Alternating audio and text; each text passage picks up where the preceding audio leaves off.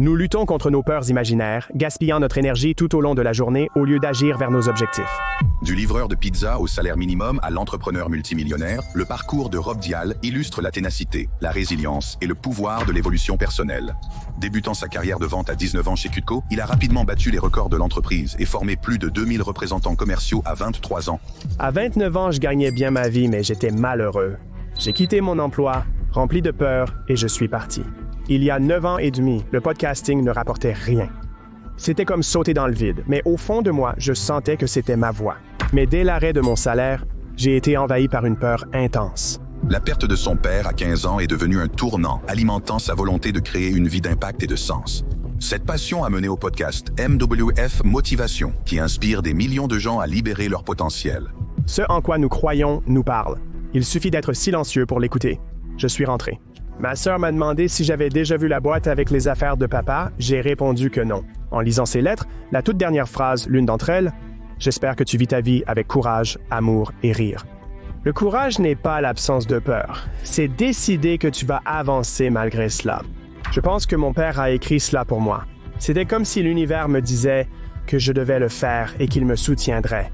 Et je dois juste faire confiance. C'est l'histoire d'un homme qui a transformé des défis personnels en une mission pour aider les autres à exiger la grandeur et à vivre une vie de but. Je conseille toujours de prendre une décision et d'y aller. Lors d'un grand changement de vie, vous devriez minimiser les risques au maximum et créer la piste la plus longue possible. Bienvenue à Success Story, je suis Scott D. Clary, votre hôte. Ce podcast fait partie du réseau HubSpot. HubSpot soutient non seulement cette émission, mais aussi les entrepreneurs. C'est pourquoi j'en suis un grand fan. Je suis très reconnaissant envers HubSpot pour leur soutien à l'émission car ils aident les entrepreneurs. En tant qu'entrepreneur, je sais qu'il faut beaucoup pour développer votre entreprise. Attirer l'audience, faire des ventes, du marketing, noter les prospects, gérer les canaux, créer du contenu, travailler de longues journées, des nuits et des week-ends. On aimerait qu'il y ait une façon plus facile, et il y en a une. Breeze est la nouvelle collection d'outils intelligence artificielle de HubSpot.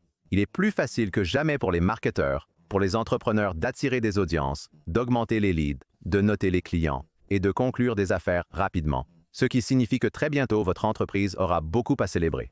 Visitez hubspot.com/marketers pour en savoir plus. Réflexion, vous avez besoin D'être plus que ça. Réflexion. Rob, je suis ravi que tu sois là. On va bien s'amuser. La façon dont je voulais commencer cela, juste pour cadrer ce que tu as accompli. Comme nous venons d'en discuter, tu as créé l'un des plus grands podcasts d'auto-assistance et de développement personnel, le Mentor de Mentalité. Ton parcours est impressionnant. Ça fait presque 10 ans que tu fais ça. Tu as bâti une grande communauté et coaché de nombreuses personnes.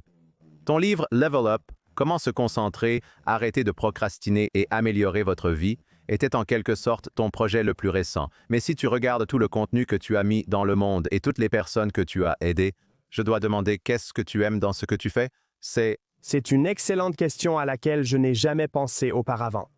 Je pense que ce que j'aime dans ce que je fais, c'est que j'ai l'impression, du moins d'après les réponses que j'ai reçues des gens, que j'aide les gens à se libérer des prisons qu'ils créent dans leur propre esprit.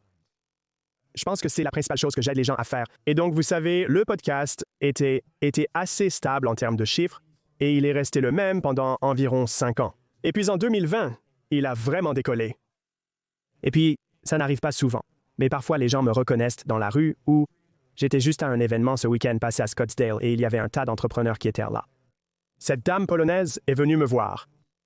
Et elle me dit, je dois juste vous dire, elle est presque en pleurs. Elle me dit, je dois juste vous dire que vous avez changé ma vie, comme je dirige une entreprise maintenant. J'étais terrifié en démarrant mon entreprise. Sans votre podcast, je pense que j'aurais abandonné.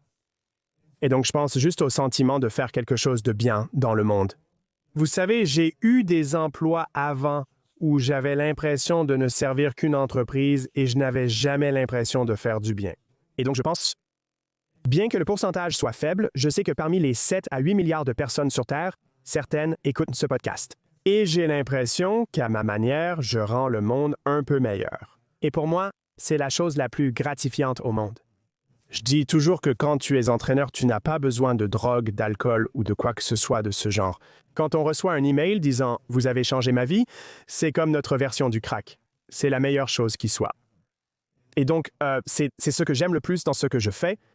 Pourquoi pensez-vous que les gens construisent cette cage autour de leur esprit et établissent toutes ces croyances limitantes? Je veux dire, si vous, sans vouloir être trop cliché, votre parcours est très similaire à celui de beaucoup de gens qui écoutent votre podcast. Vous travaillez de 9 à 5, gagnant environ 200 à 250 000 $ par an, un excellent emploi pour votre jeune âge. On pourrait dire qu'à ce moment-là, votre esprit était toujours dans cette cage, dans ce filet de sécurité, dans lequel beaucoup de gens tombent, les menottes en or, comme vous voulez l'appeler. Pourquoi les gens créent-ils des limites mentales qui restreignent leurs capacités? Et puis la suite, et en tant que podcasteur, je sais que vous détestez probablement les questions à 2 volets, mais je dois quand même l'inclure.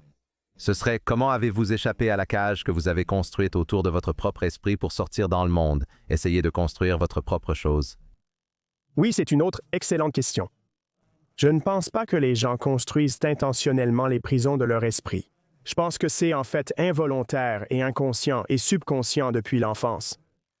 Donc, comme j'ai un bébé qui est en bas, il a 4 mois et demi, et j'ai coaché des gens pendant des années, et essayant de réparer la relation avec leurs parents alors qu'ils sont adultes, ce qui revient vraiment à réparer la relation avec eux-mêmes. Et donc, quand je vois mon fils, je suis maintenant dans ce moment de « Eh bien, j'espère que je ne vais pas le bousiller comme beaucoup de gens se font bousiller dans ce monde, n'est-ce pas? » Je pense à ça, mais quand je le vois, je me dis que c'est un être humain parfait. Genre, c'est comme ça que chacun d'entre nous qui est ici est arrivé. Nous avons tout le matériel, mais aucun logiciel n'est installé, tu sais. Tu sais, il n'arrive pas à mettre une sucette dans sa bouche du premier coup. Tout n'est pas acquis pour lui, comme si le matériel n'était pas encore téléchargé. Pour moi, le logiciel n'est pas encore téléchargé. Et donc, il a tout le matériel, mais le logiciel est comme ce que nous installons en tant que parents. C'est ce que la société installe. C'est ce que les enseignants installent. Et ce qui se passe, c'est que les enfants sont, vous savez, je viens d'une très grande famille. Les enfants sont sauvages, vous savez, ils sont fous. Et vous devez les garder en vie. Et donc, parfois, cela signifie que, vous savez, ils sont sur le point de sauter d'un mur pendant qu'ils jouent dehors, et vous avez juste un moment de panique où vous criez sur eux. Et puis, vous savez que vous les protégez, mais en même temps, ils pensent à eux-mêmes. Chaque fois qu'ils entendent cela comme « Oh, je ne sais pas ce que je fais » ou « Je ne suis pas assez intelligent » ou « Je ne suis pas assez bon », beaucoup de parents, aussi inconsciemment, pour amener leur enfant à faire ce qu'ils veulent qu'ils fassent, ils retirent une forme d'amour à leur enfant. Et cela fait sentir à l'enfant que, eh bien, je dois me changer pour que ma mère ou mon père m'aime. Comme l'enfant moyen est réprimandé 8 fois plus qu'il n'est félicité, ce qui signifie que l'enfant moyen pense inconsciemment « je ne suis pas assez bon, je ne suis pas assez intelligent, je ne sais pas ce que je fais ». Pour moi, le plus important est que mes parents m'aiment, car cela me donne un sentiment de sécurité. Les enfants se préoccupent inconsciemment de la sécurité et de l'amour de leurs parents plus que tout. Si notre fils est dans le berceau et qu'il pleure, au cœur de la nuit, si on le saisit, il cesse presque instantanément. Que veut-il? Il veut de la sécurité et de l'amour plus que toute autre chose. Et donc, en fin de compte, ce sont des centaines de milliers d'événements au fil du temps où nous pensons inconsciemment « je ne sais pas ce que je fais, je ne sais pas ce que je fais, je ne sais pas ce que je fais, je le fais mal ». Et nous construisons tous ce récit interne d'une certaine manière qui pourrait être, c'est généralement n'importe quelle variante de « je ne suis pas assez bon ». Comme je le dis toujours, c'est comme la glace. Ce ne sont que différentes saveurs. Comme certaines personnes aiment la vanille, certaines personnes aiment le chocolat. Ce sont tous les deux des glaces. Ce ne sont que 2 saveurs différentes. Donc, c'est comme si la glace ici était « je ne suis pas assez bon » ou « je ne suis pas assez ». Cela peut se transformer en pensées négatives telles que « je ne suis pas assez intelligent, pas assez beau, pas aimable ». Je dois réussir pour être digne d'amour. Il y a toutes ces différentes saveurs. Et cela revient au fait que, pour qu'un enfant s'intègre dans la société, ce que j'appelle la domestication, pour que nous puissions domestiquer un enfant, c'est en quelque sorte le sous-produit de la façon dont cela a été pendant des années. J'ai probablement travaillé pendant environ 9-10 ans à ce stade. Je n'ai jamais rencontré quelqu'un qui n'a pas le sentiment fondamental de ne pas être assez. Et pourquoi est-ce ainsi? Et j'essaie de comprendre, est-il possible pour nous d'élever un enfant pour qu'il ne ressente pas cela, pour qu'il se sente suffisant quoi qu'il arrive? Je ne sais pas s'il y a un moyen de le faire. C'est le voyage que nous sommes censés entreprendre dans la vie. Comme vous devez vous perdre pour vous retrouver, vous ne pouvez pas trouver quelque chose que vous n'avez jamais perdu. Et donc, nous naissons dans ce monde, cet enfant parfait, cet être, et nous devenons essentiellement un caméléon pour nos parents, pour nos amis, pour s'intégrer, vous savez, peu importe ce que c'est. Et puis, beaucoup de gens, probablement des auditeurs de ce podcast, se réveillent un jour en se demandant « Qui suis-je » Genre, je n'aime pas ce que je suis devenu, ce qui m'est arrivé. C'est que je pensais avoir fait ce que je croyais devoir faire. Je gagnais beaucoup d'argent à 29 ans, $250 000, mais malgré tout, j'étais vraiment malheureux. Vous savez, genre, je ne veux pas, et si je projette ma vie dans 5 ans, genre, je ne veux pas du travail de mon patron. Elle bosse plus que moi dans un job que j'aime même pas. Alors pourquoi je voudrais me tuer à la tâche pour gagner plus? Vous voyez l'idée? Pour moi, c'était une question d'introspection. Que voulais-je vraiment? Qui étais-je et qui voulais-je devenir? Et c'était comme, je vais juste commencer à zéro et juste commencer à me construire. Et quand vous commencez à faire cela, vous commencez à réaliser que ce que vous cherchez dans le monde extérieur, l'amour, l'acceptation, tout cela, que vous pensez que vous devez être une certaine personne ou que vous devez réussir pour en être digne. Si vous cherchez l'amour et l'acceptation dans le monde extérieur, en réalité, vous les cherchez simplement en vous-même. Vous recherchez à l'extérieur ce que vous ne vous accordez pas. Et donc, pour moi, c'est ce voyage de genre, je dois commencer à m'accepter davantage, mes bonnes choses, mes défauts, tout ça. Et si j'en ai moins à besoin, si je l'ai de moi-même, je n'ai besoin de personne d'autre pour me le donner. C'est le cœur de l'amour et de l'acceptation de soi, ainsi que la base pour bâtir sa propre confiance en soi. Je pense que c'est incroyable. Et c'est très impressionnant que vous ayez découvert cela par vous-même parce que ce point d'inflexion où vous avez regardé le travail de votre patron et vous vous êtes dit « Mon Dieu, je ne veux pas être mon patron. Je ne souhaite pas être mon propre patron. Je dois donc me prendre en main. » Je pense que beaucoup de gens ont ce sentiment, mais très peu agissent en fonction de ce sentiment.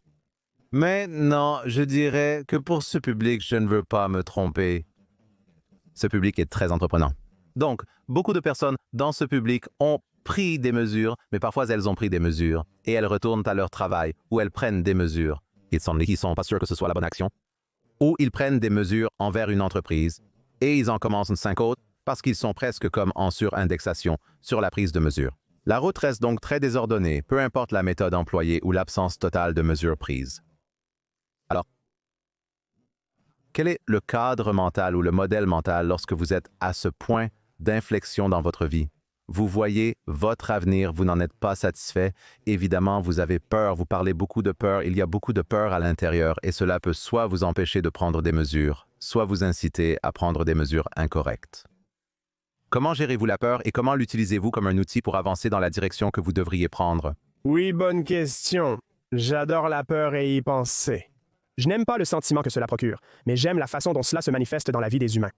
La peur, dans sa forme la plus simple, n'est qu'un mécanisme de défense. C'est tout ce que c'est. Elle essaie de vous protéger. Et donc, si c'est comme « Hey, tu devrais partir », si j'ai ce sentiment que je devrais quitter mon travail et que c'est moi qui pense ça et que c'est comme mon instinct, mais que mon cerveau intervient et dit « Hey, mais comment vas-tu payer les factures ?»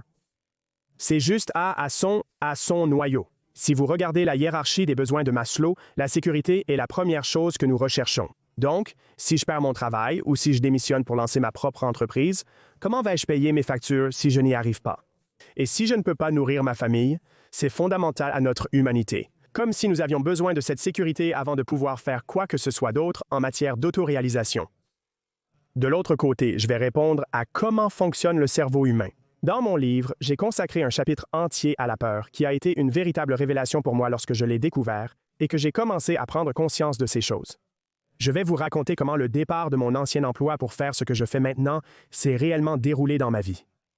Alors, j'avais un ami qui s'appelait Chad et son nom est Chad. Il est toujours vivant, donc ce n'est pas le Tchad, le pays d'Afrique de l'Ouest. Donc, Chad et moi avions une conversation il y a des années et c'est une personne qui mène un style de vie très alternatif. Il est donc descendu et a vécu avec une tribu brésilienne native, au milieu de nulle part, et quand je dis brésilien natif, je veux dire qu'il a volé jusqu'au Brésil, il a pris un bateau, et il a fallu 2 jours de sommeil pour finalement arriver à cette tribu. Il n'y a pas de route, c'est la seule façon d'arriver à cette tribu. Il faut vous savez, descendre l'Amazone et tout ça pour y arriver. Il vit donc avec eux, comme Chad a certainement fait de l'ayahuasca, et donc il a tout fait. Il est arrivé là grâce à son style de vie alternatif. C'est l'un des êtres humains les plus incroyables qui soit, même s'il n'a personne dans sa vie. Comme juste présence apaisante et paisible lorsque vous êtes dans ce dé. Il a environ 40 kilos de muscles de plus que moi pour la même taille. Mais c'est un être humain incroyable. Il est descendu vivre avec eux. Il vivait dans des tipis et se promenait avec une machette. Il chassait des anacondas et il a dit « il a dit « si un jaguar te voit, c'est déjà trop tard parce qu'il te permet maintenant de le voir. » Parce que c'est comme une attaque qui est là. C'est la peur de la sécurité tout le temps. Et il a dit, ce qui est vraiment intéressant, c'est que aucune de ces personnes n'était déprimée parce qu'elles n'ont pas le temps de penser à la dépression. C'est un peu comme, il y a une phrase qui dit que l'un des plus grands défauts que nous avons en tant qu'humains est d'avoir assez de temps pour m'asseoir et me demander « suis-je heureux ?» Comme il y a beaucoup de gens dans le monde qui ne peuvent même pas penser « suis-je heureux ?» parce qu'ils sont juste préoccupés par la survie. Et donc, nous avons commencé à parler des peurs primales qui existent lorsque vous vivez dans l'Amazonie, comme Primalescom, et puis il y a, et donc nous avons commencé à parler de, d'accord, nous n'avons pas vraiment de peur primale. Alors qu'est-ce qu'on a? Et nous avons essentiellement des peurs intellectuelles. Dans mon livre, je distingue deux types de peurs. Donc une peur primitive, la façon dont je la décris, et la façon dont nous y pensons encore dans notre tête, à moins que nous la ramenions consciemment à la surface et que nous y pensions réellement, signifie qu'il y a une douleur physique ou qu'il y a la mort qui est potentiellement attachée à elle, n'est-ce pas? C'est pourquoi les gens ont peur des hauteurs. C'est pourquoi ils ont peur des araignées. C'est pourquoi les gens, vous savez, si vous marchez et que vous entendez un bruit fort dans la jungle, il y a une peur primitive. De l'autre côté, il y a les peurs intellectuelles, et une peur intellectuelle pourrait être due au fait que nous ne vivons plus au milieu de la jungle. Notre cerveau crée toutes ces autres peurs. L'amygdale, toujours présente dans notre cerveau, continue de créer ces peurs. Donc, une peur intellectuelle serait comme la peur des opinions des autres, la peur du rejet, la peur de l'échec, la peur du succès. Et la façon dont vous pouvez distinguer les deux est de vous demander « cette peur va-t-elle me tuer? Et existe-t-elle dans la réalité? » Comme si vous regardez la peur du rejet, existe-t-elle dans la réalité? Est-elle tangible? Pouvez-vous la tenir physiquement? Vous ne pouvez pas. Où existe-t-elle? Elle existe dans votre esprit, ce qui signifie que vous l'inventez. Vous l'inventez littéralement. Et je me souviens que, pendant que j'écrivais le livre, j'écoutais beaucoup de choses. J'écoutais tout ce que je pouvais pendant que je l'écrivais. Et je pense que c'était Sadhguru que j'écoutais, et il parlait de la peur et de comment nous inventons toutes ces peurs. Il a dit, comme je le mentionne dans le livre, maintenant que j'ai identifié mes peurs du succès, de l'échec, du rejet et de l'opinion des autres, comment puis-je les surmonter? Et la réponse est que vous ne pouvez pas surmonter quelque chose qui n'existe pas parce que cela n'existe pas réellement. Nous nous réveillons donc principalement le matin. Nous créons des peurs intellectuelles irréelles qui sont comme des croque-mitaines. Et au lieu de prendre des mesures sur la vie que nous voulons, que faisons-nous? Nous luttons contre nos peurs imaginaires et gaspillons notre énergie à cela plutôt que de passer à l'action vers nos objectifs. Maintenant, comment cela s'est-il manifesté dans ma vie? Je vais vous dire, j'ai failli retourner travailler pour quelqu'un d'autre. Alors j'ai quitté mon travail. C'était juste avant, donc ça aurait été en octobre de 2015. Cela remonte à 9 ans, en octobre 2015. Et j'étais genre, je suis parti et j'étais plein de peur. Parce que, comme nous en parlions avant de commencer le podcasting, il n'y avait pas d'argent dans le podcasting il y a 9 ans et demi. Il n'y en avait pas, n'est-ce pas? Il n'y avait pas de sponsors. Les gens ne savaient même pas écouter des podcasts. Il n'y avait pas d'argent, mais dans mon cœur, je sentais que je devais le faire, même si j'avais l'impression de sauter dans le vide. Mais dès que le salaire a cessé d'arriver, j'ai acheté une nouvelle maison 4 ou 5 mois avant, en juillet. Et je devais encore payer pour moi-même et payer pour ma nourriture et payer pour mes paiements de voiture et tout cela. Et j'ai traversé mon premier mois sans avoir d'argent qui rentre et payer des factures à partir de mes économies, et ça sortait. J'ai commencé à avoir très peur, et je crois que l'univers, Dieu, la vie, en quoi que vous croyez, nous parle toujours. Nous devons juste être assez calmes pour l'écouter. J'ai eu le sentiment que je devrais peut-être retravailler pour quelqu'un d'autre. Peut-être que je devrais simplement revenir en arrière. Je suis terrifié. Je suis rempli de tant de peur. Je suis rentré chez moi en Floride, puis j'ai déménagé au Texas. De retour en Floride, ma sœur, elle m'a demandé si j'avais déjà vu la boîte contenant les affaires de papa. Et mon père est décédé en 2001. Il était alcoolique. Il est décédé quand j'avais 15 ans.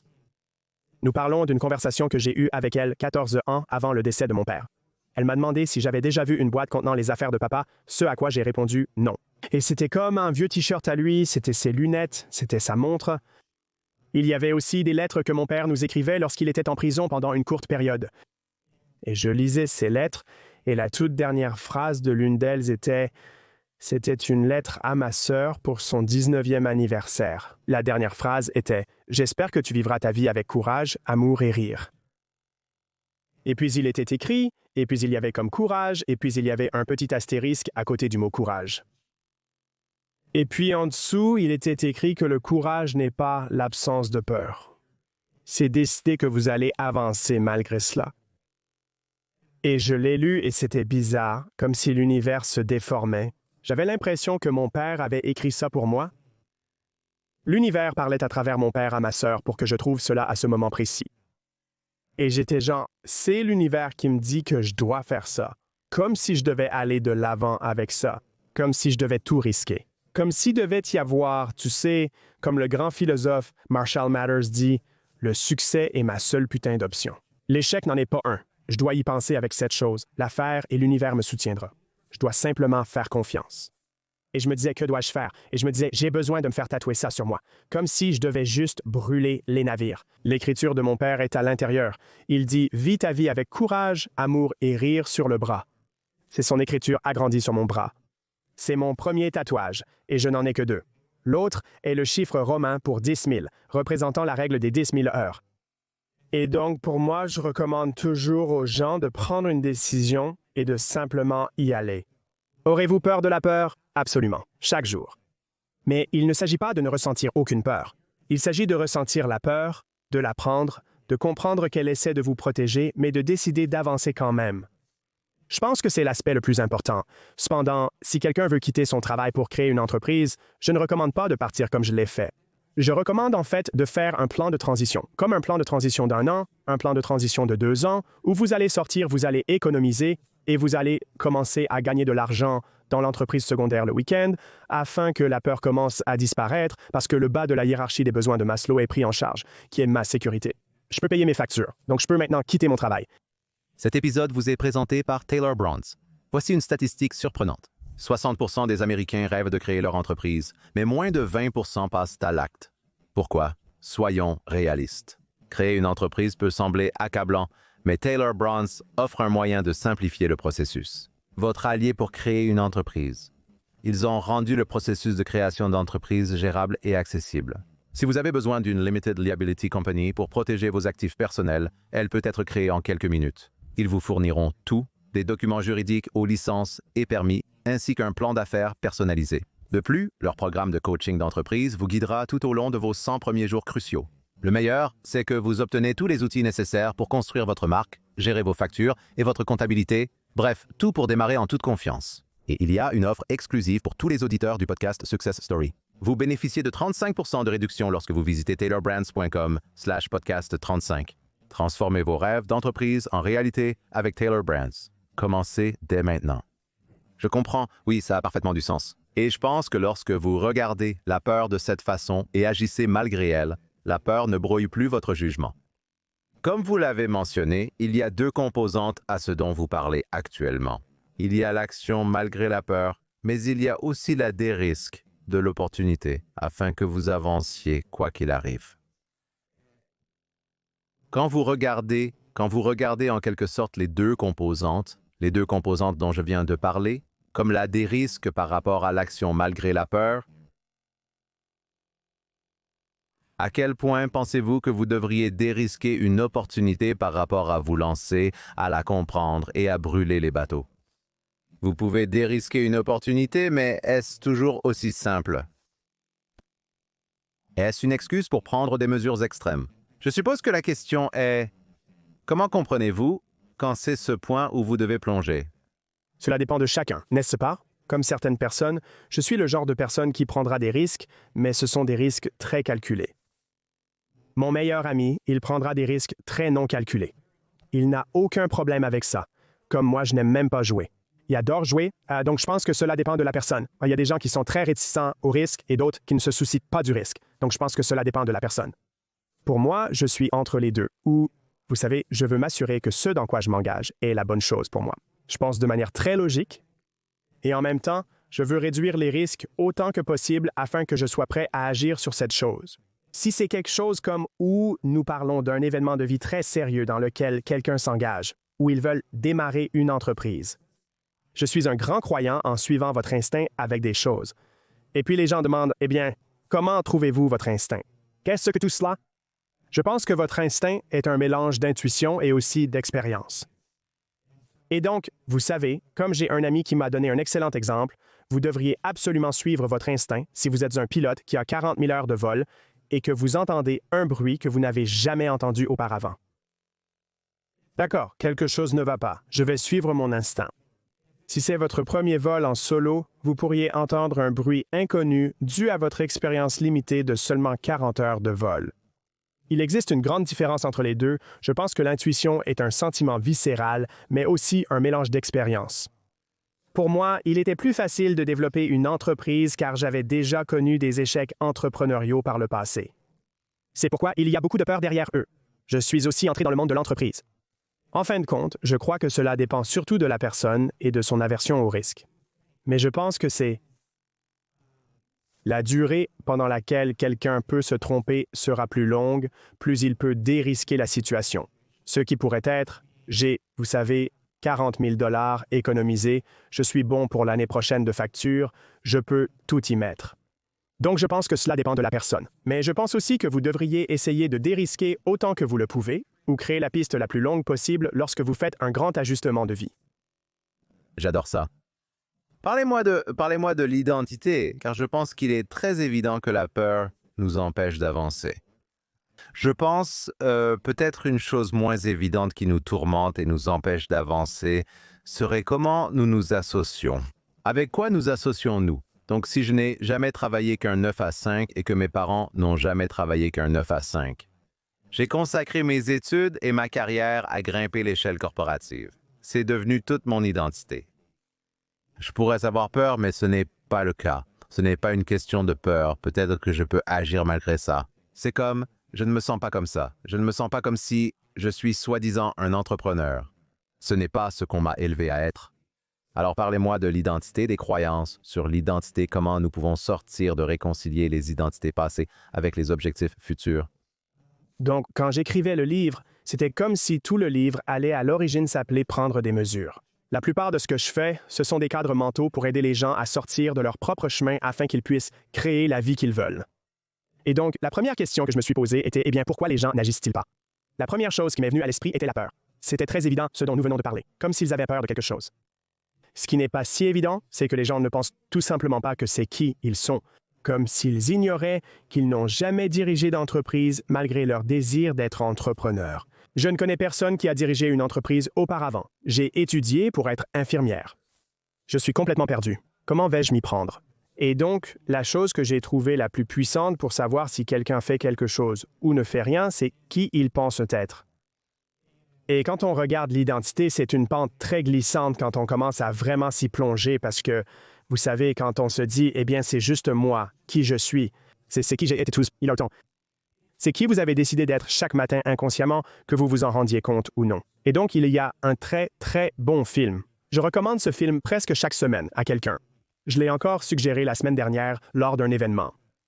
Et avez-vous déjà vu le film Jim et Andy sur Jim Carrey? Oui. D'accord, oui. Je me demandais si vous aviez ça remarqué que les gens écoutent. Avez-vous remarqué ce grand changement que Jim Carrey a eu au cours des 20 dernières années, où il est passé d'un gars drôle et fou à maintenant il est très spirituel et tout ça, il est toujours fou et drôle, mais il est comme... Oui, il est en effet très introspectif. Très introspectif, tout bien cela s'est passé lors d'un film qu'il tournait. Le film s'appelle L'Homme sur la Lune et il y a eu un documentaire qui a été diffusé à propos. Ce film qui s'appelait Jim et Andy et il parlait de comment Jim Carrey n'était pas un acteur de méthode, donc il est devenu Andy Kaufman, qui était une fois une personne qui était vivante et il l'a joué. Et quand les caméras se sont éteintes, il était toujours Andy Kaufman. Et donc son chauffeur le ramenait chez lui et il était toujours Andy Kaufman. Il venait le chercher le matin, il était toujours Andy Kaufman. Le père de Jim Carrey a dit que cela le rendait fou parce qu'il voulait juste avoir une conversation avec son fils, mais il ne pouvait pas pendant 3 mois parce qu'il ne cessait pas d'être Andy Kaufman. Ce qui rend la chose encore plus folle, c'est que Andy Kaufman jouait d'autres personnages fictifs qu'il avait inventés, comme Tony Clifton. Donc, si le tournage s'arrêtait ce jour-là et qu'il était Tony Clifton, il l'était aussi en rentrant chez lui et lorsqu'on venait le chercher le matin. Et si son père l'appelait, il était Tony Clifton. C'est donc cette étrange perte d'identité au cours des 4 mois qu'il a, n'est-ce pas? Au point que pour aller à un niveau plus profond, la fille d'Andy Kaufman a commencé à aller à des séances de thérapie avec Jim Carrey en tant qu'Andy Kaufman pour qu'elle puisse commencer à guérir ses problèmes concernant la mort précoce de son père. C'est donc comme descendre profondément dans le terrier du lapin, n'est-ce pas? Et à la fin, il y avait une chanson de Rapid Eye Movement qui s'appelait L'homme sur la lune. Ils m'ont demandé si je pouvais participer et apparaître dans leur clip vidéo avec eux. Et il est comme... Je ne peux pas revenir à ça parce que je ne veux pas. Je me suis tellement perdu. Je ne peux pas prétendre être lui. Même si c'est seulement une journée pour filmer ce clip. Après avoir arrêté de tourner, il a dû se rappeler qui était Jim Carrey, car il s'était complètement perdu. Il est comme « j'ai oublié mes croyances. J'ai oublié ce que j'aime faire. J'ai oublié ce que je déteste. J'ai oublié mes passe-temps. » Et il est comme « j'ai dû me redécouvrir. » Et à travers cette redécouverte, j'ai réalisé que Jim Carrey n'était qu'un personnage que je jouais chaque matin. Inconsciemment, je me réveillais et décidais d'être lui. Mais il était autant un personnage et aussi faux qu'un personnage, que le masque, qu'Ace Ventura, que tout ce que j'ai jamais fait. Et donc ce qui s'est passé, c'est qu'il se disait « Eh bien, cela signifie que je peux me changer moi-même à tout moment si je le souhaite. » Et comme l'une de mes citations préférées, Alan Watts dit « Vous n'avez aucune obligation d'être qui vous étiez il y a 5 minutes. Vous pouvez simplement être différent. » Et donc, ce que je recommandais aux gens, c'est comme si vous identifiez, d'accord, c'est qui je suis, c'est qui j'ai toujours été. Comme toi et moi, nous portons tous les deux des t-shirts noirs aujourd'hui, n'est-ce pas? Nous pourrions simplement décider, tu sais quoi, je veux mettre un t-shirt blanc et nous pouvons simplement le changer comme ça. Que dirions-nous si je porte un t-shirt noir maintenant, alias j'ai été cette personne toute ma vie? Et pour que je puisse obtenir la vie que je veux, et voici à quoi ressemble ma vie, je vais devoir changer un peu. Je vais devoir être un peu plus extraverti.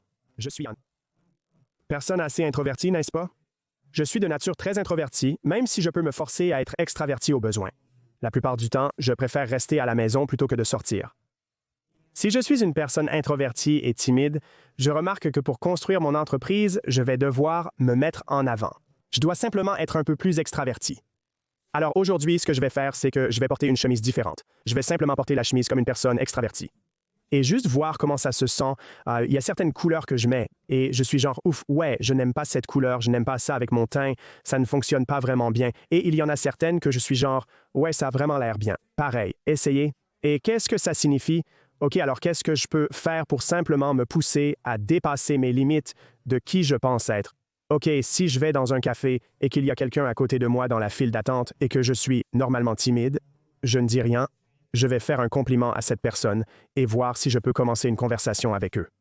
Oh, j'aime vraiment vos boucles d'oreilles et avoir une conversation à ce sujet. Où les avez-vous obtenues? Oh mon Dieu, c'est incroyable. Cela me montre que communiquer avec autrui n'est pas si difficile et que c'est une compétence que tout le monde peut apprendre.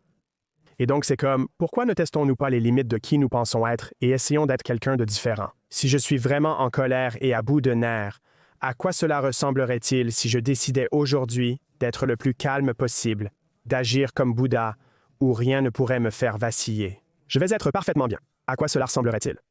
Je pense que si nous testons tous un peu les limites de qui nous pensons être, nous pourrions changer notre personnalité. Parce que si vous regardez le mot racine pour la personnalité, c'est persona et persona était le véritable masque que les Grecs portèrent sur scène il y a 2000 ans. S'ils pouvaient enlever ce masque, la personnalité de persona signifie qu'on pourrait changer la nôtre quand on veut. Et donc, je pense qu'il ne faut pas changer radicalement toute votre vie, mais juste tester un peu les limites et voir ce que vous aimez et ce que vous n'aimez pas. Et essayer simplement de devenir une version différente de vous-même. Je ne suis plus la même personne qu'avant de découvrir le développement personnel à l'âge de 19 ans. Il y a maintenant 19 ans. Nous sommes donc toujours en constante évolution et changement. Nous sommes les seuls à essayer de maintenir ce cadre mental de qui nous pensons être ensemble. J'adore ça. Je pense que c'est très puissant. Cette idée que les gens pensent qu'ils restent les mêmes et qu'ils sont la même personne qu'il y a 20 ans, ils ne le sont pas. Que vous soyez délibéré à ce sujet ou non, vous ne l'êtes pas. Alors pourquoi ne pas au moins architecturer une personne dont vous pouvez être fier, qui atteint les objectifs que vous voulez réellement atteindre, au lieu de simplement traverser la vie de manière arbitraire et de laisser la vie, les gens autour de vous et les emplois que vous faites vous influencer. Cela vous transformera en une personne différente si vous ne prenez pas le contrôle de la situation.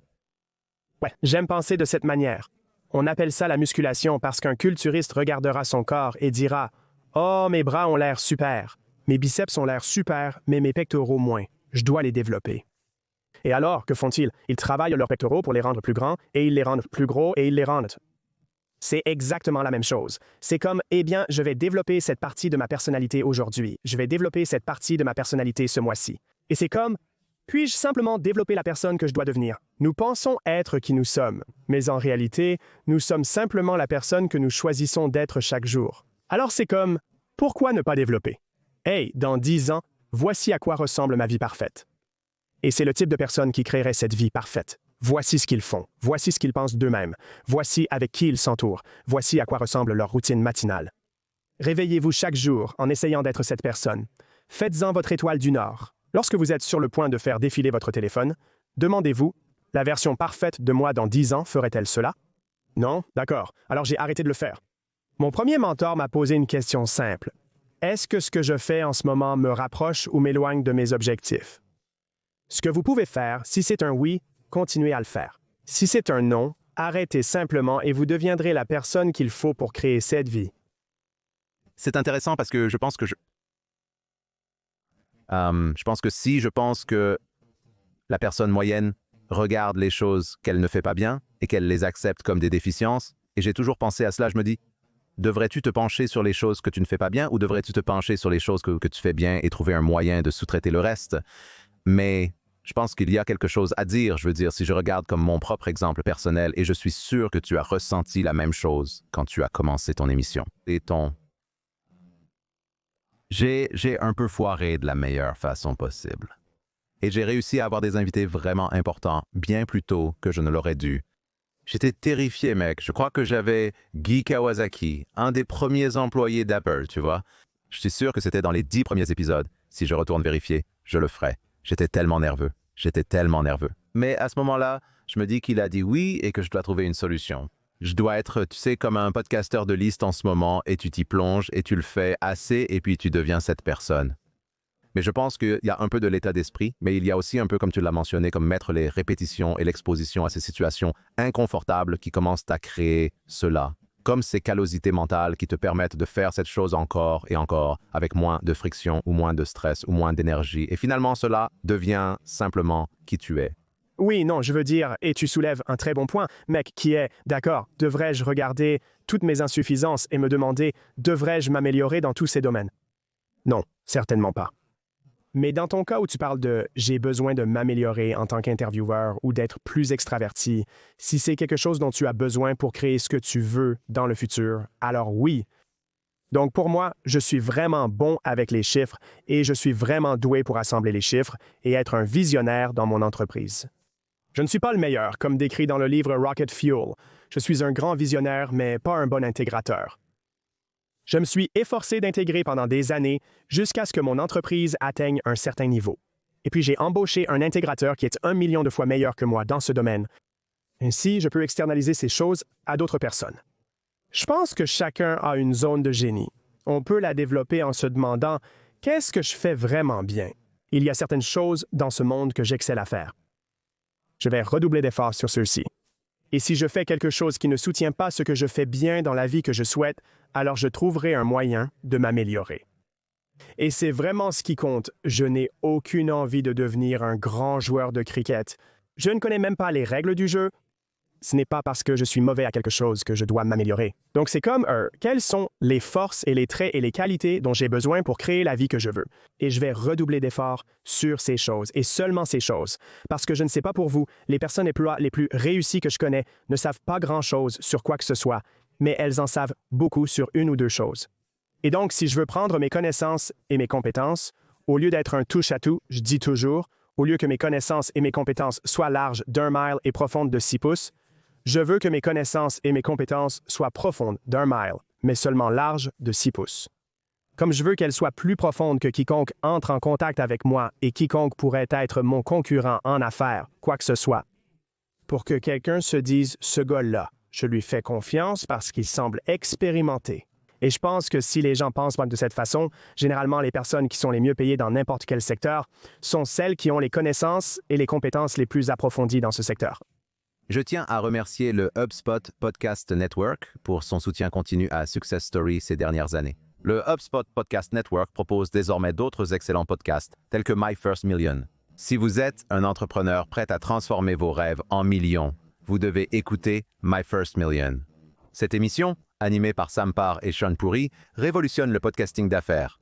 C'est une création originale du réseau de podcasts HubSpot. Il propose des conversations authentiques avec des self-made millionnaires qui expliquent concrètement leur réussite. Si vous voulez apprendre comment Alex Ramosi a construit son empire du fitness ou comment Sofia Amoruso a transformé Nasty Girl en un phénomène de mode, ces histoires de réussite sont des feuilles de route pour votre propre ascension vers le succès. Chaque épisode révèle les stratégies précises et les opportunités cachées à saisir immédiatement.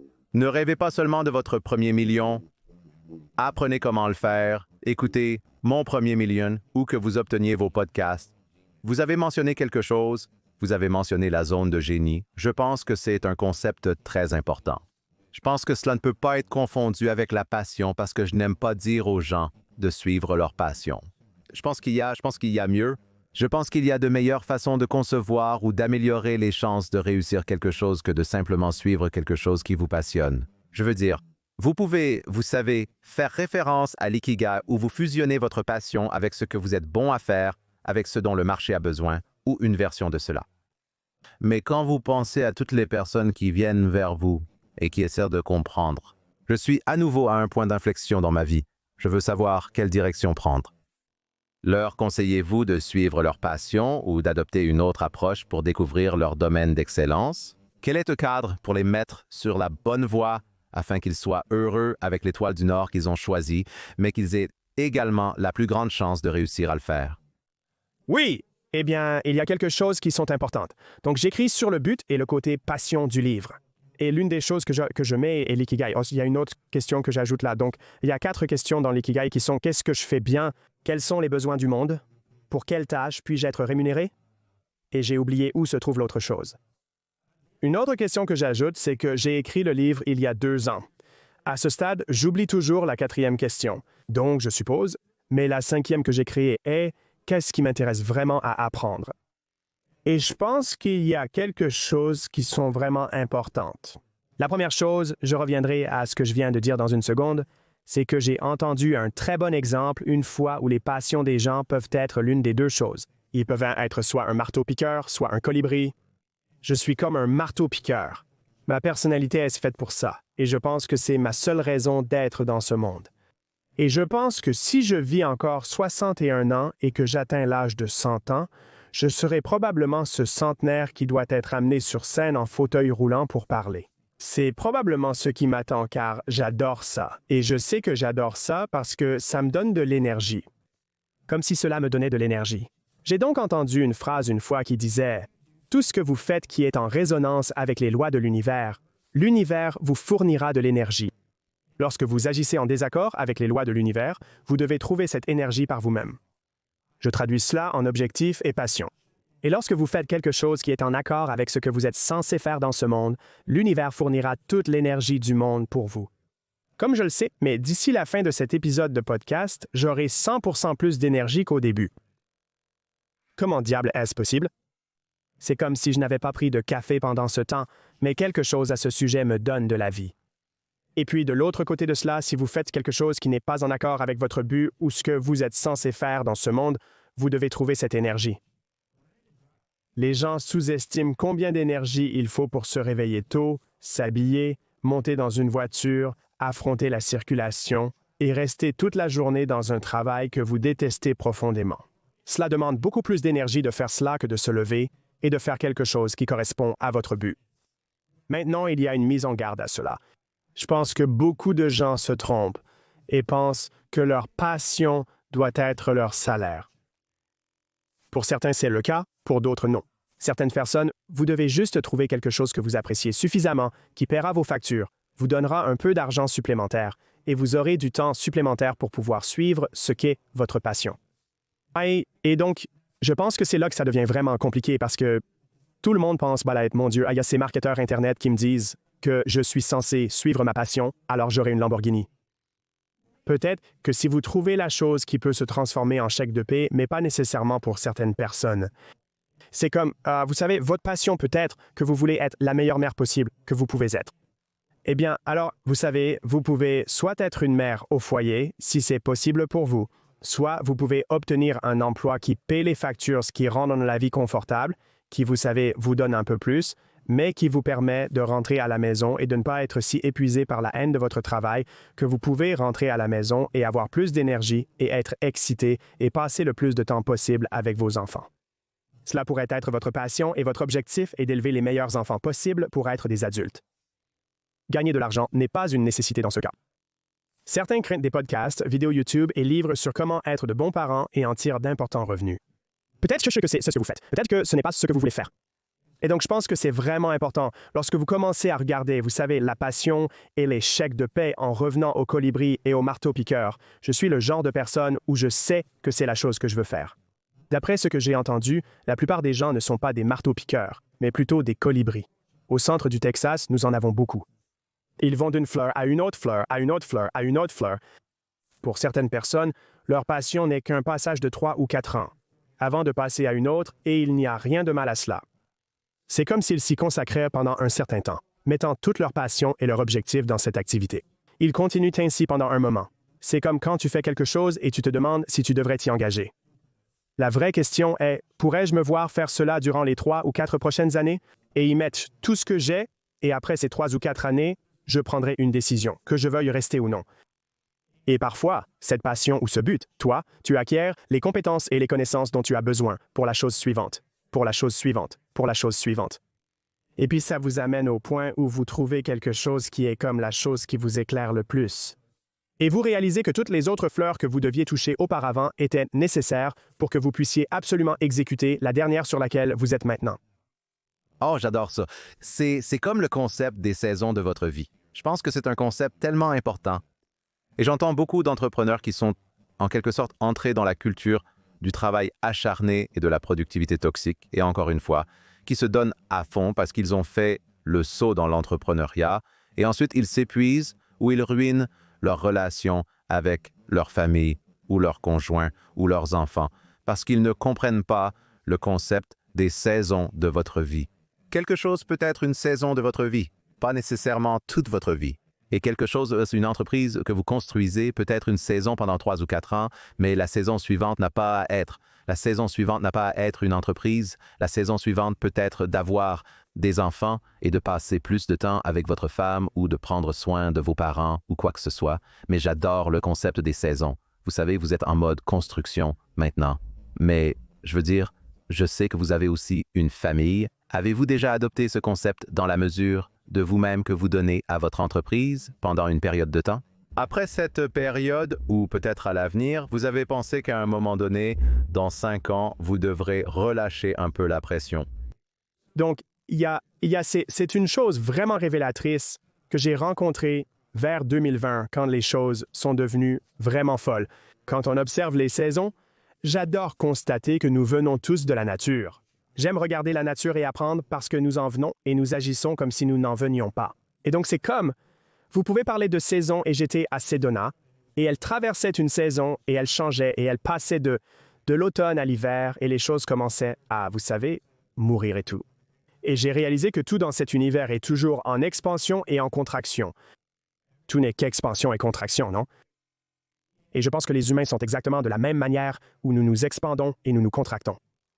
Et même si vous regardez comme l'univers est censé s'agrandir, mais il pense aussi qu'il pourrait se contracter à nouveau. C'est comme tout. Notre cœur se dilate et se contracte pour nous envoyer du sang. Notre souffle, nos poumons entrent et sortent tout le temps afin de nous maintenir en vie et de nous donner de l'oxygène. Selon moi, les saisons apportent toujours une alternance d'expansion et de contraction. C'est un cycle perpétuel. Nous entrons en hiver, ce qui explique la chute imminente de nombreuses feuilles. Elles doivent tomber car l'hiver est une période de contraction. Donc, quand le printemps arrive, il peut passer à l'expansion. Désormais, ces arbres peuvent continuer à grandir, développer de nouvelles feuilles et leurs racines peuvent s'enfoncer plus profondément. Donc, tout est expansion-contraction. Donc, je le divise en saisons de la vie où c'est comme si vous pourriez être dans une saison de 3 ans d'expansion. Comparativement à mon jeune âge où j'étais en pleine expansion hardcore, mon rythme de croissance actuel est nettement réduit. Je suis plus en contraction, c'est-à-dire que je ferai ce que je suis obligé de faire dans mon entreprise et ce dont j'ai besoin, mais j'ai des limites très strictes qui, lorsque j'ai fini de travailler, j'ai fini de travailler. Quand 5 heures sonnent, parfois 6 heures chaque jour, j'en ai fini. Si c'est le week-end, j'en ai fini car je veux passer du temps avec ma famille. Mon père était souvent absent. L'une des raisons pour lesquelles j'ai créé une entreprise était pour que je puisse être aussi présent que possible avec mon fils, n'est-ce pas? Juste avant de commencer cet épisode, j'étais en bas pendant environ 1 heure avec mon fils, n'est-ce pas, en plein milieu de la journée. Et donc, ce sont ces moments-là. Et donc, on peut regarder la vie d'année en année en se demandant, suis-je en mode expansion? Suis-je en mode contraction? Sur une année, vous pouvez déterminer si l'économie est en expansion ou en contraction à chaque trimestre. Mais j'ai réalisé qu'on peut observer l'expansion et la contraction chaque jour. Ce matin, étant l'un des rares matins sans ma réunion d'équipe habituelle de 9 heures, qui est normalement intense, je me suis réveillé tranquillement. Alors je me suis dit, je vais rester au lit. Nous allons prendre le café au lit.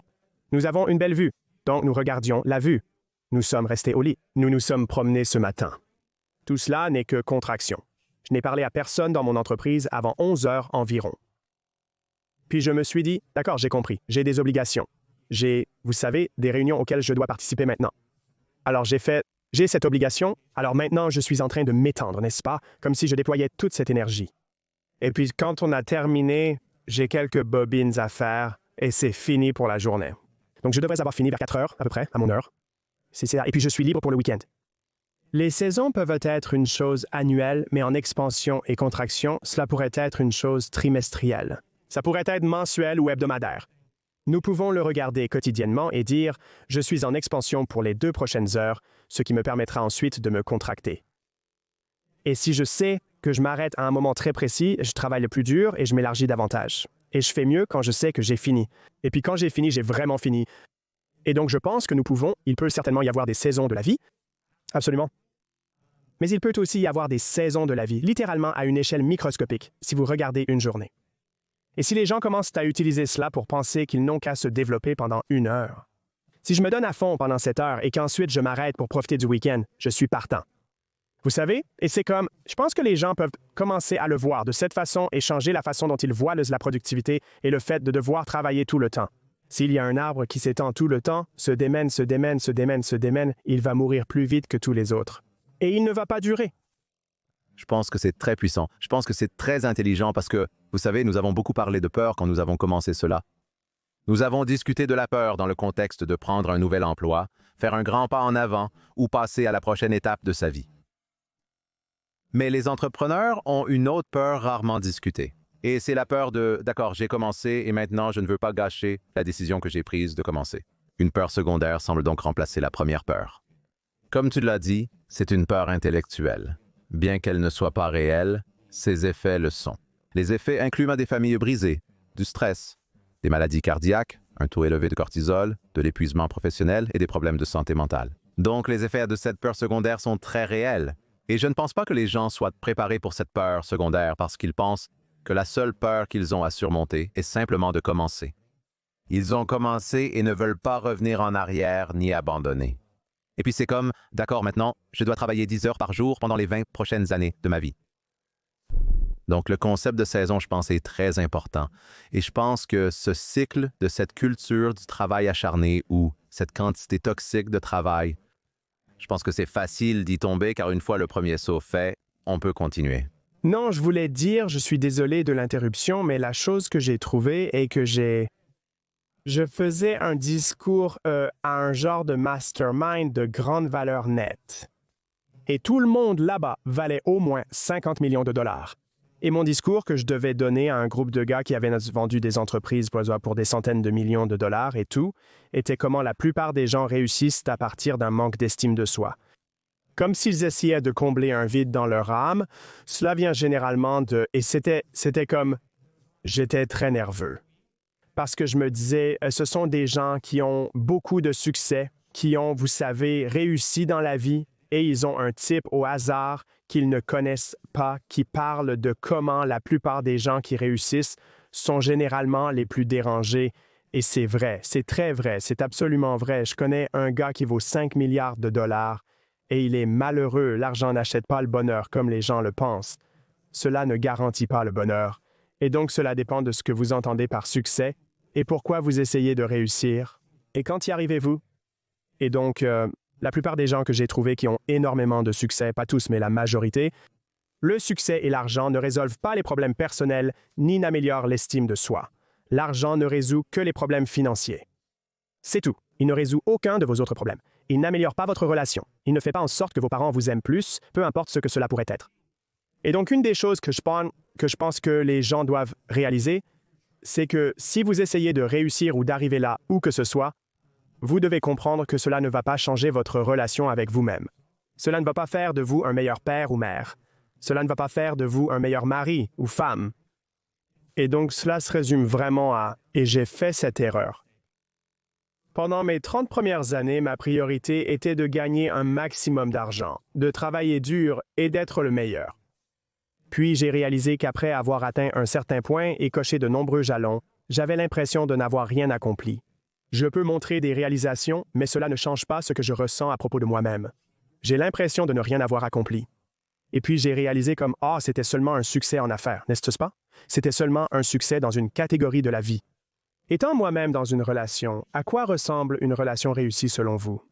Vous savez, maintenant vous savez, nous avons pendant des années, nous étions comme, d'accord, nous allons avoir des enfants. Je savais que nous allions finalement avoir des enfants. Maintenant, nous avons un enfant.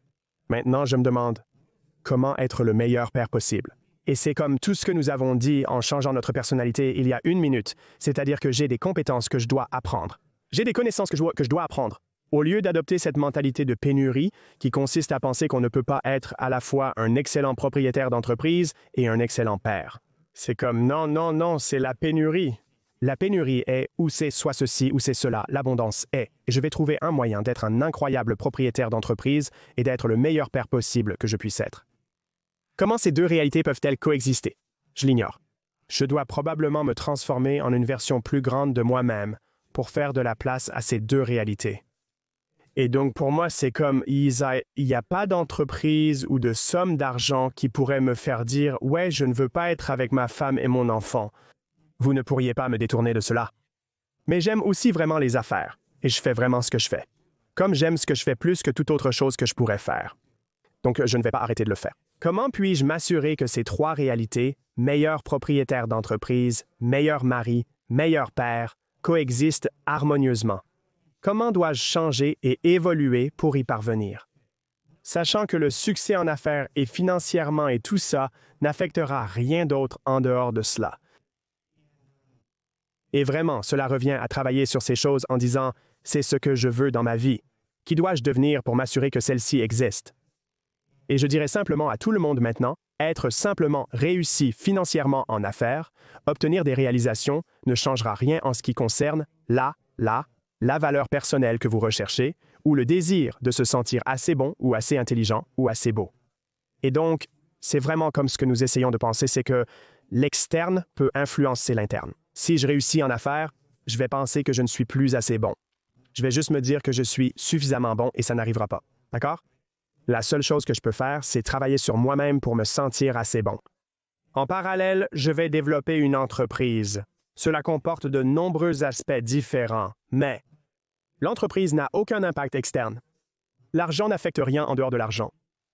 Ne soyez pas ce genre de personne, s'il vous plaît, parce que j'ai eu des conversations avec beaucoup de ces gars qui valent des sommes d'argent immenses, qui ont gâché leur première relation, qui n'ont pas vu leurs enfants, leur première femme les méprise, leurs enfants leur en veulent pour une entreprise qu'ils ont finalement vendue et dont ils n'ont rien tiré. Pourquoi ne cherchez-vous pas à réussir dans tous les domaines de votre vie? Je suis certain que vous aurez une excellente réponse à cette question très ouverte et chargée. Mais c'est comme, écoutez, vous traitez beaucoup cette question. Et c'est vraiment ce que les gens recherchent lorsqu'ils consomment votre contenu. Résumez simplement ce qu'est le bonheur après votre vécu, après toutes les personnes qui ont consommé votre contenu. Quelle est la meilleure définition que vous pouvez penser de ce qu'est le bonheur? Et je sais que c'est très unique pour chaque personne, mais je sais que vous avez une bonne réponse pour celle-ci.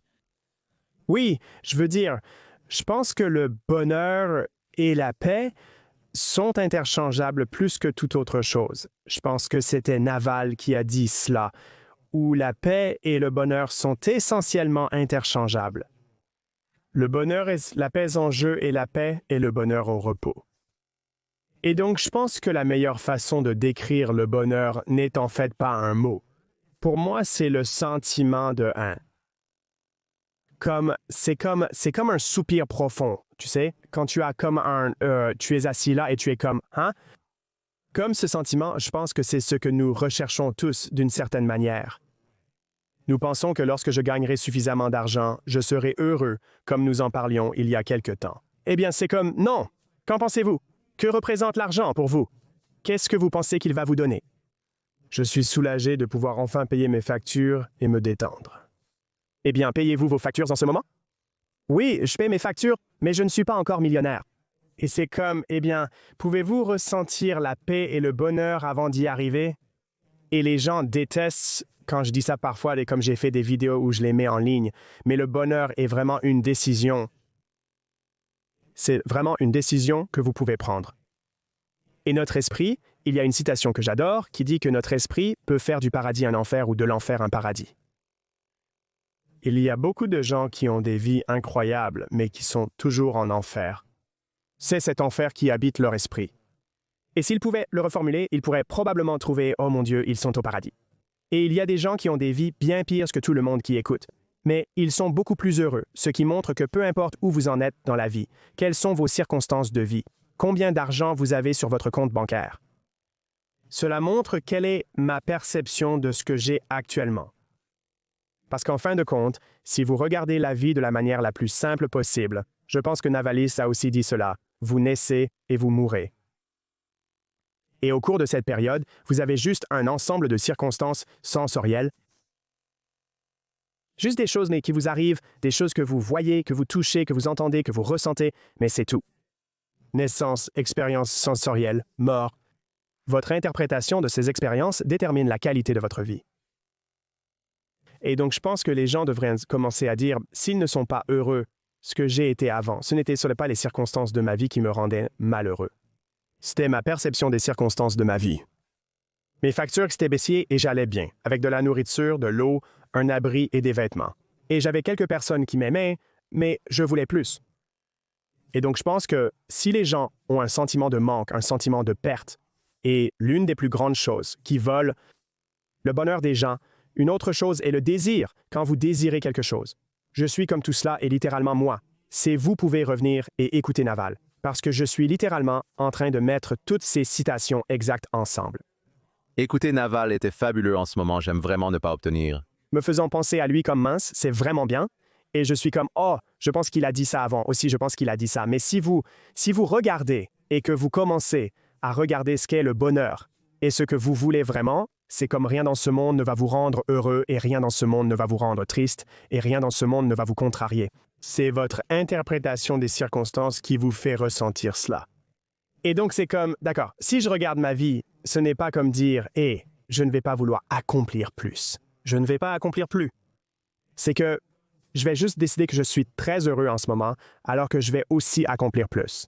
Pas comme si je serais heureux quand j'accomplirais cette chose. Et donc, la phrase que j'allais dire avant tout, c'est qu'il dit « Le désir est un contrat que vous signez avec vous-même pour être malheureux jusqu'à ce que vous obteniez ce que vous voulez. » Donc, quand vous désirez quelque chose, vous vous engagez à être malheureux jusqu'à l'obtenir.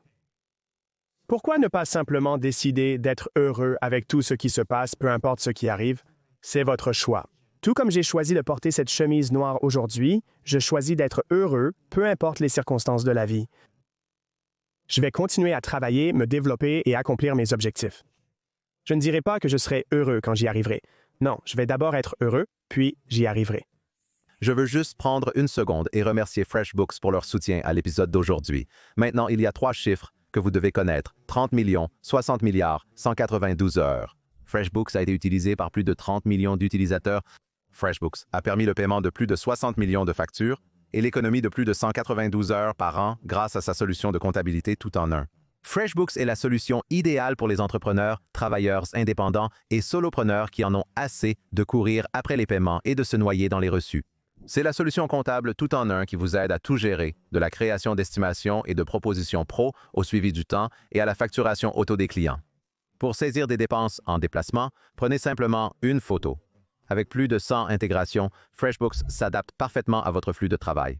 Lors de la déclaration d'impôt, tout est prêt pour votre comptable, ou vous pouvez utiliser les services de comptabilité experte de FreshBooks. Plus de 30 millions de personnes ont utilisé le traitement FreshBooks pour plus de 60 milliards en factures.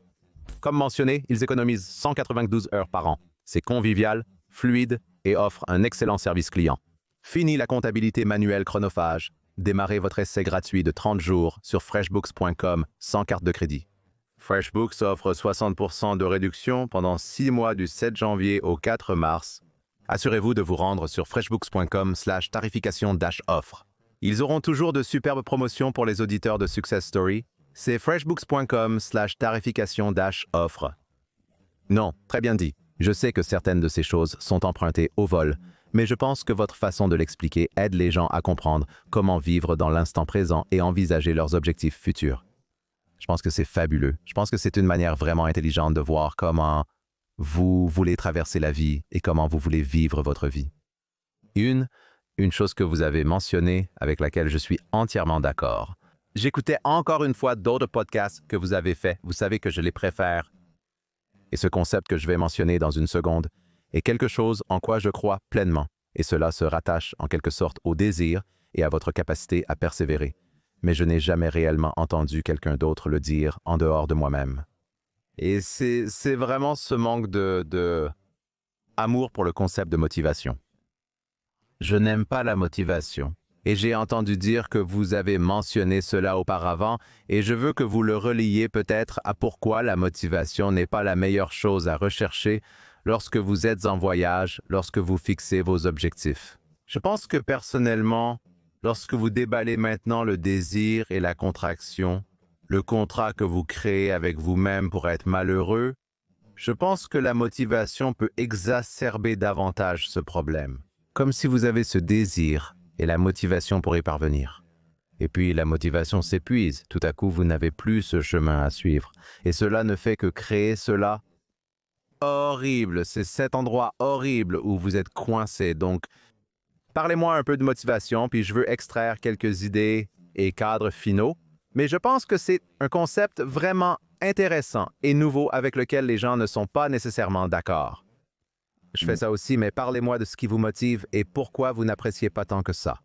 Eh bien, donc oui, je veux dire, avant que mon podcast ne s'appelle Le Mentor de Mentalité, il s'appelait en fait MWF Motivation, car il sortait les lundis, mercredis et vendredis. Et puis les gens ont commencé à m'appeler une motivation.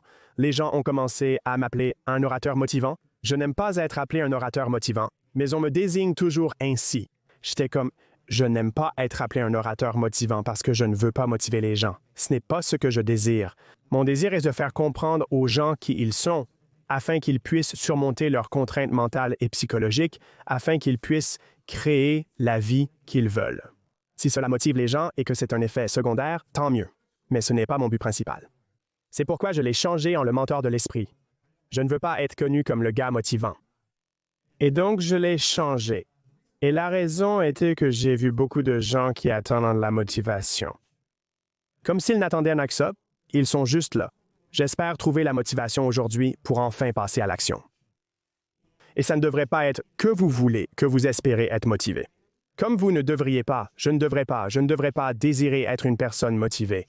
Ce que je devrais vouloir, c'est être une personne déterminée, être une personne constante, être une personne qui suit tout ce qu'elle dit qu'elle va faire.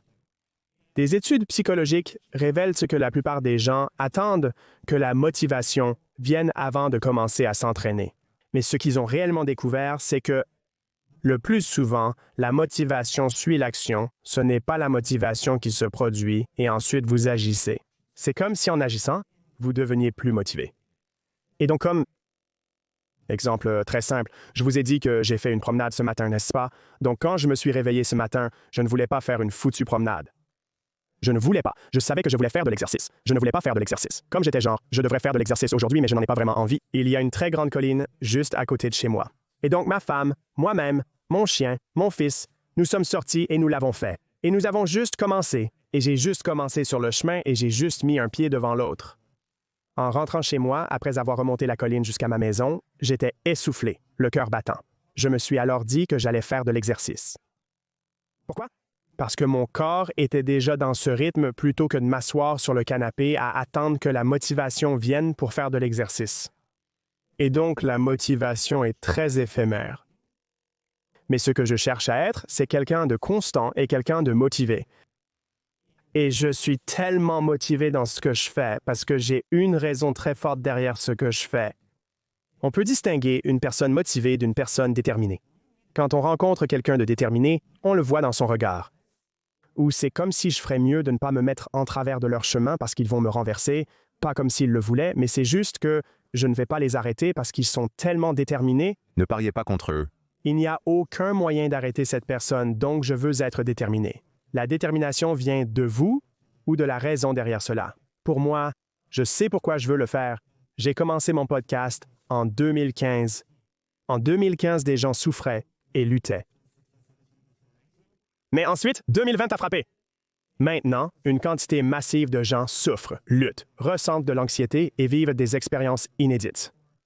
Et donc pour moi, c'est comme si j'avais encore plus de motivation et plus de raisons pour lesquelles je dois continuer à travailler plus dur et à produire autant de contenu que je peux. Je ne publie pas de contenu pour être célèbre. Je ne publie pas de contenu dans le but de devenir extrêmement riche. Je publie du contenu parce que je me sens obligé de le faire car cela m'a aidé dans ma vie. Je pense que si cela m'a aidé, cela en aidera probablement d'autres.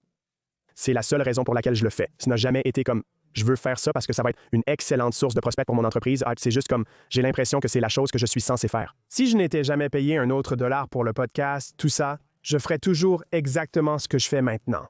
Si on me donnait une semaine à vivre, l'un de ces jours serait consacré à déterminer les derniers podcasts que je peux faire pour que je puisse partager toutes mes connaissances avec le monde, pour que ma femme puisse entendre, pour que mon fils puisse entendre, pour que tout le monde puisse entendre. C'est ce que je pense être important à ce sujet. Je suis motivé parce que je ne suis pas assis à attendre d'être motivé. Je tiens parole et agis en conséquence. Je suis constant chaque jour avec une motivation profonde qui me pousse à m'engager. Et donc, je pense que c'est la raison pour laquelle les gens devraient se concentrer sur le fait d'être motivés et de trouver leur pourquoi, plutôt que d'espérer simplement que cette émotion éphémère de motivation vienne balayer comme le vent. Je suis tout à fait d'accord. J'ai toujours pensé que si vous cherchez de la motivation, elle vient, elle s'en va. Je veux dire, même quand vous allez écouter un soi-disant orateur motivant, vous vous enflammez et puis vous rentrez chez vous et vous ne faites rien. Alors, je veux dire, à quoi ça sert vraiment? Je veux dire, peut-être qu'un petit pourcentage de la foule rentre chez lui et passe à l'action. Mais écoutez, vous allez voir Tony Robbins une fois, puis vous y retournez l'année suivante, puis l'année d'après. Il n'y a rien de mal avec Tony Robbins, mais il doit y avoir plus que simplement s'enthousiasmer à un moment précis pour que vous puissiez vraiment changer votre vie. Donc des systèmes motivés, des processus, des cadres, quoi que ce soit qui vous maintient sur la bonne voie, bien au-delà du...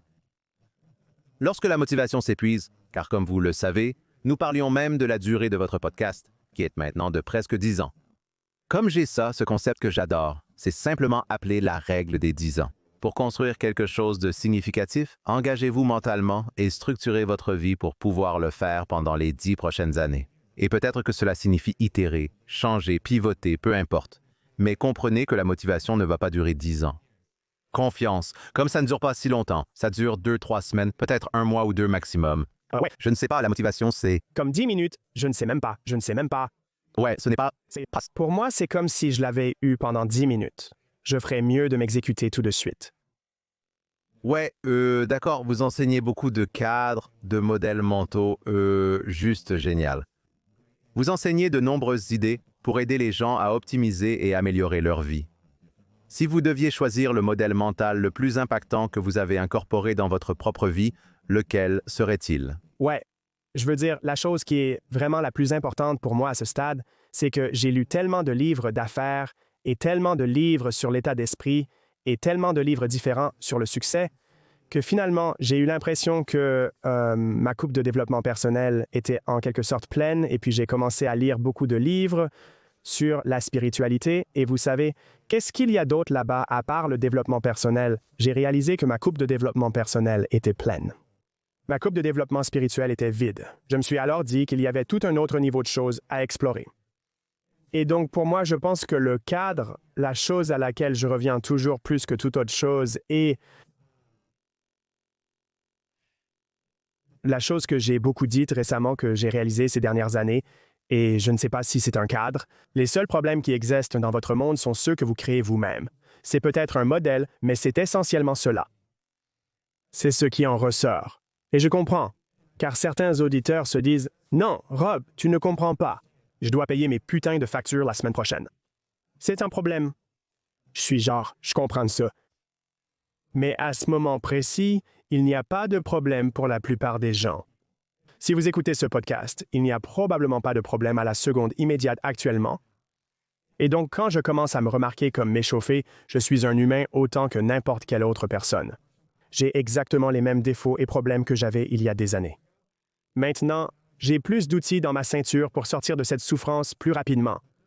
Lorsque je sens que le stress, l'anxiété ou la peur montent en moi, je remarque toujours que mon corps change en premier, quelles que soient les sensations que je ressens. Il y a généralement une pensée qui précède cela, mais je ne remarque généralement pas la pensée. En thérapie cognitivo-comportementale, ils disent que c'est une pensée automatique. Elle vient juste inconsciemment. Mon corps ressent quelque chose. Mon corps commence à ressentir quelque chose. Je fais un pas en arrière et je me demande à quoi je pensais juste. À quoi je pensais juste? Quand je me sens en colère, triste, stressé ou anxieux, à quoi je pensais juste avant? Vous savez à quoi je pensais juste?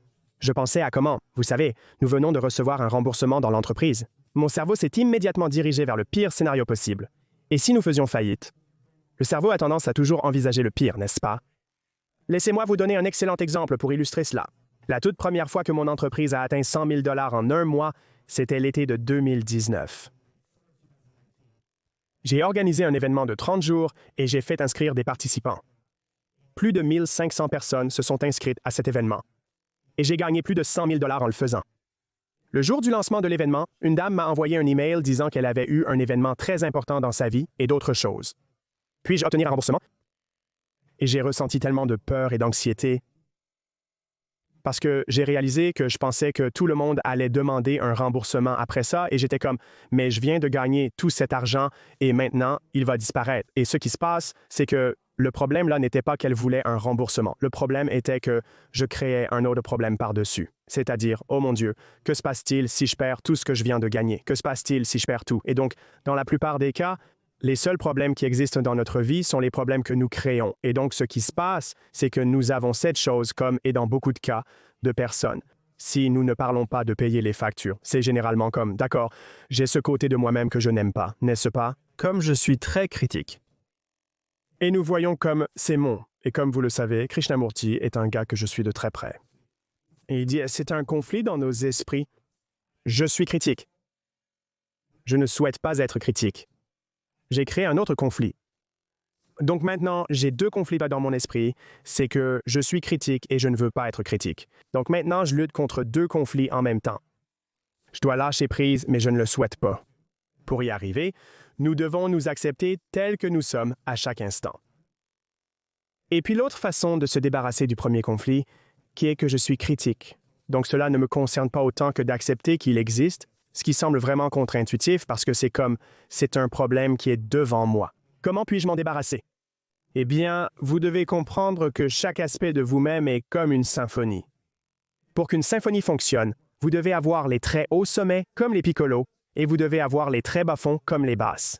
Lorsqu'ils jouent à tous ensemble comme prévu, cela produit un son sublime. Si le piccolo joue constamment, le son ne sera pas bon. Je dois donc réduire un peu le volume du piccolo.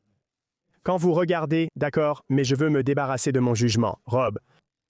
D'accord, n'est-il pas nécessairement propice d'être tout le temps critique avec chaque personne que vous rencontrez? Absolument.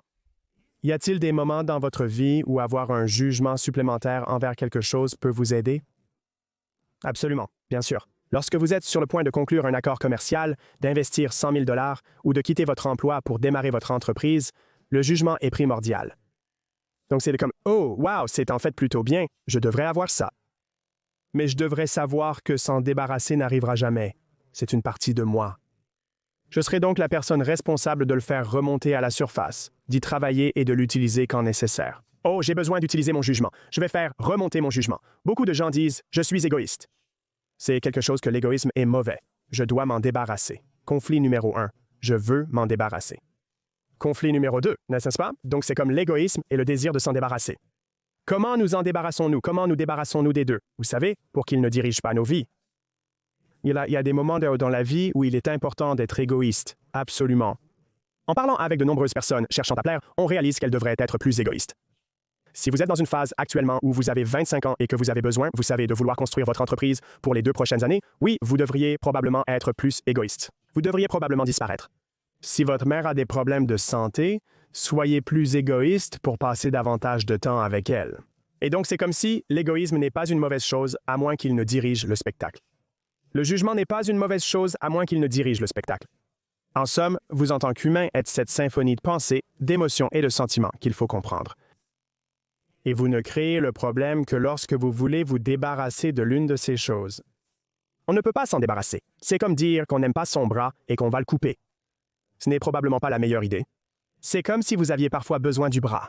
Il s'agit de comprendre que vous êtes cette grande symphonie de sentiments, pensées et émotions. Si une émotion dirige le spectacle, c'est quelque chose sur lequel nous devons travailler pour la réduire. Mais comment puis-je utiliser ces émotions, pensées et sentiments pour... En gros, vous savez, l'une d'entre elles peut faire un solo quand elle en a besoin, l'autre peut faire un solo quand il en a besoin. Donc, cela crée tout ce dont j'ai besoin.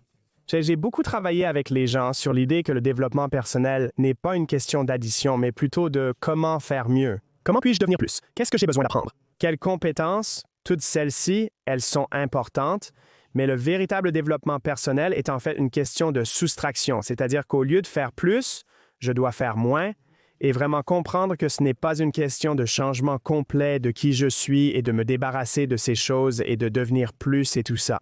C'est comme, hey, comment je fais? Tu sais quoi? C'est une symphonie. Cela doit jouer à ce moment. Cela doit jouer à ce moment. Et je dois juste devenir plus conscient de quand l'un d'eux prend trop le dessus, moi étant trop critique, moi étant trop en colère, tout ça. Voici donc sur quoi j'ai travaillé, c'est comme, puis-je simplement accepter tous les aspects de Rob tout le temps? Et ce n'est pas facile, mais ça... Vous devenez plus complet sans ajouter de problèmes supplémentaires. Vous n'ajoutez pas de problèmes, ce qui est crucial. J'adore ça. Je pense que c'est très important. C'est un bon conseil parce que, encore une fois, chaque émotion, chaque aspect de votre personnalité aura une raison d'être là. Et il y a une raison quand cela peut être utilisé comme un autre outil dans votre ceinture à outils. Il y a une raison quand cela ne devrait pas être utilisé, mais vous ne voulez pas créer plus de problèmes, de maux de tête et de frustration à partir de ceux avec lesquels vous êtes déjà aux prises. Je suis juste curieux. Je veux dire, n'hésitez pas à développer ou non. C'est totalement cool. Je suppose que c'est un peu plus une question personnelle, mais vous avez mentionné que vous remplissez votre coupe de développement personnel, puis vous avez commencé à incorporer un peu plus de spiritualité. Ce n'est pas un podcast spirituel en aucun cas, mais je suis curieux. Qu'entendiez-vous par là? Et comment cela a-t-il impacté votre façon de vivre votre journée et votre vie? Et comment vous abordez ces sujets de développement personnel ou cette acceptation de vous-même et de qui vous êtes? Cela a-t-il joué un rôle? Cela a-t-il eu un impact majeur? Ah oui, tout cela est arrivé parce que j'ai commencé à me mettre à la méditation et puis j'ai entendu parler de cette chose dont nous parlions appelée ayahuasca et je l'ai fait et j'en ai fait beaucoup d'autres. Et puis j'ai commencé à réaliser que j'étais, vous savez, le premier que j'ai jamais eu. J'ai réalisé que j'avais un problème de contrôle. C'était la plus grande chose que j'en ai tirée. Et j'ai réalisé que je vais ruiner toutes mes relations et entreprises à l'avenir si je ne peux pas lâcher prise et essayer de contrôler chaque circonstance. Et alors, ce qui s'est passé, c'est que j'ai demandé, pourquoi ai-je un problème de contrôle? Et c'était, si vous regardez tout au long de votre enfance, grandissant avec un père alcoolique, le mot numéro 1 que vous pourriez mettre sur votre enfance était l'incertitude. La seule façon de tenter de surmonter l'incertitude est d'essayer de contrôler chaque situation. Donc, en tant que manager, en tant que propriétaire d'entreprise dans le passé, je microgérais toujours et toutes ces choses. Je n'étais pas bon pour déléguer tout cela. Maintenant, c'est comme, je préférerais déléguer plutôt que de faire quoi que ce soit. Exact. Donc, c'est comme, je fais confiance, je délègue, je vais vous former, je vais bien embaucher, mais ensuite, je vais vous faire confiance. Et ensuite, nous pouvons vous aider à vous améliorer à partir de là. Et donc, oui, ça a vraiment été une révélation pour moi parce que j'ai réalisé que j'étais dans le développement personnel en pensant que si je... C'est un peu comme ça, c'est la seule chose qui me vient à l'esprit. C'est comme si je vaporisais du parfum sur une merde. C'est ce que c'était. J'avais cette merde dont j'avais besoin. Pour en apprendre davantage, j'ai besoin de m'améliorer. J'ai besoin d'accomplir plus. Et c'est juste moi qui vaporise du parfum sur cette chose. D'accord. C'est vraiment est-ce que c'est vraiment? En réalité, c'est comme, changeons la merde. Comme, jetons-la simplement. C'était tous ces déficits que je pensais avoir. Mon manque d'estime de soi à cause de mon père absent. Et je pensais que si je réussis, si je gagne plus d'argent, si je fais ceci et cela, et que les gens m'aiment, si j'obtiens une sorte de célébrité, quoi que ce soit, alors ça va me faire me sentir mieux dans ma peau. Et ça n'a jamais été le cas. J'ai réalisé, au fil de mes différents voyages, que je n'avais pas pris de psychédéliques depuis des années.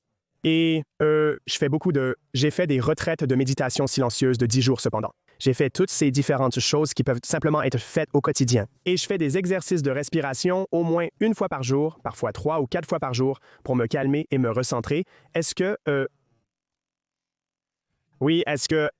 je n'acceptais pas qui j'étais et j'essayais toujours de changer qui j'étais, ce qui revient à ce dont nous parlions il y a 1 minute par rapport à la voie la plus rapide vers la paix ou le bonheur dont nous parlions il y a quelques minutes.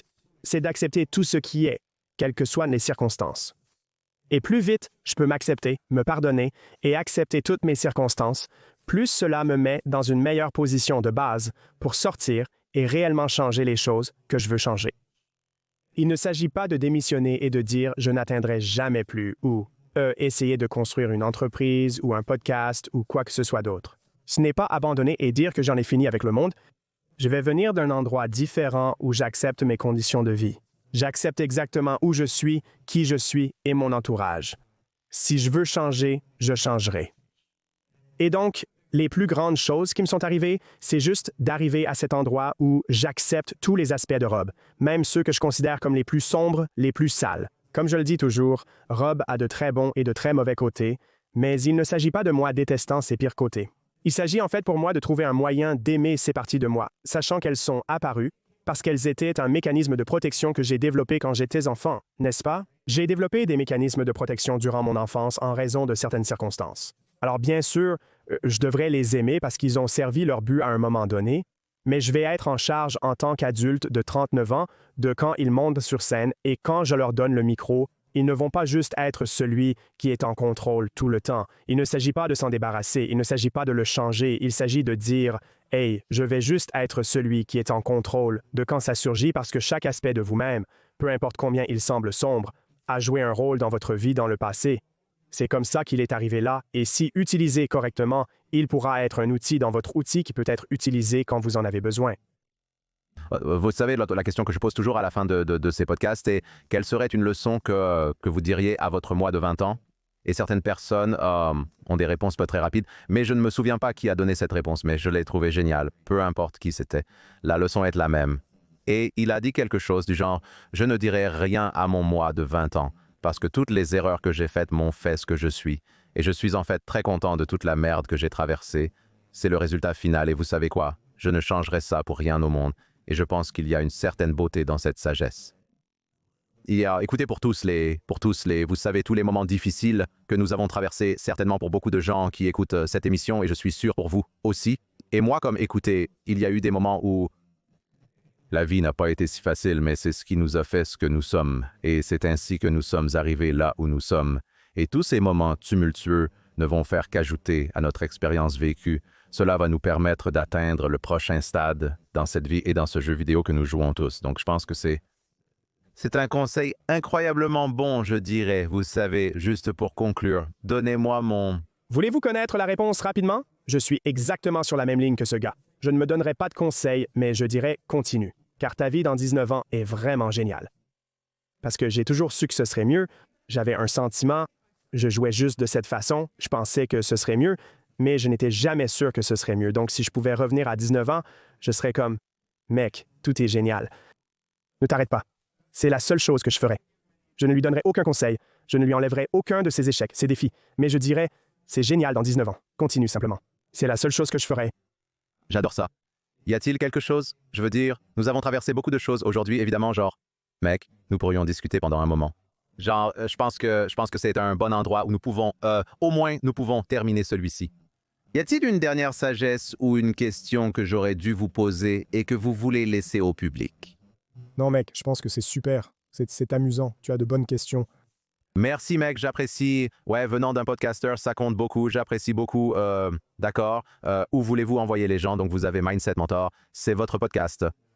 Ça ira dans les notes de l'émission. Le livre ira dans les notes de l'émission. Quel est votre réseau social? Votre réseau? Juste si quelqu'un, quel que soit le réseau social qu'ils veulent, si vous tapez simplement Rob Dial, je pop-up. Donc, c'est juste ROBDIAL. Ouais. Le podcast, c'est le mentor de mentalité. Et puis, vous savez, je suis sur YouTube, je suis sur TikTok, je suis sur Facebook, Instagram, tous ces endroits. Donc, si quelqu'un veut me suivre sur sa plateforme préférée, je suis sur toutes. Super mec. Qu'est-ce que tu as prévu pour le futur?